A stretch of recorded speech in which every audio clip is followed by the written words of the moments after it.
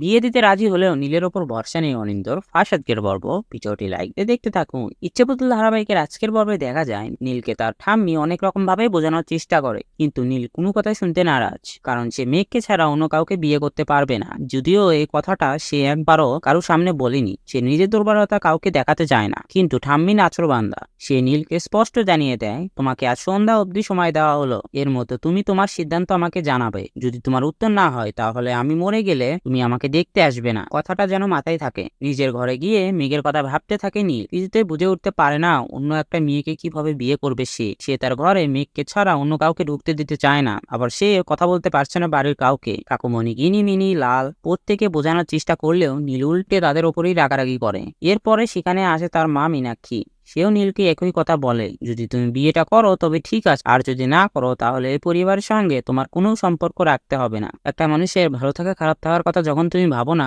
তখন কিছুই ভাবতে হবে না। নিজের মাকেও একই কথা বলতে শুনে অবাক হয়ে যায় নীল। অন্যদিকে ইউনিভার্সিটিতে যাবে বলে তাড়াতাড়ি খেতে বসে অনিন্দ। তখন মধুমিতা তাকে বলে, বিয়ের জন্য তো শপিং করতে হবে, আর তার জন্য অনিন্দকেও তার সাথে যেতে হবে, কারণ মেঘকে যদি এখন সে কথা বলা হয় তাহলে মেঘ তাকে মারতে আসবে।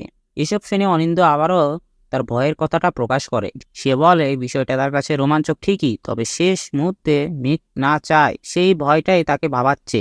তখন মধুমিতা বলে, অনিন্দ একটা হিংসুটে বাবা। তখন অনিন্দ বলে, হ্যাঁ আমি হিংসুটে। আমি আমার মেয়েকে কারো ভরসায় রাখতে পারবো না, সেটা নীল সাদা সবুজ যে যাই হোক না কেন। আমি কাউকে বিশেষ ভরসা করি না, তাই আমার মেয়ে আমারই থাকবে। আমি ওকে কখনো বিদায় দেব না।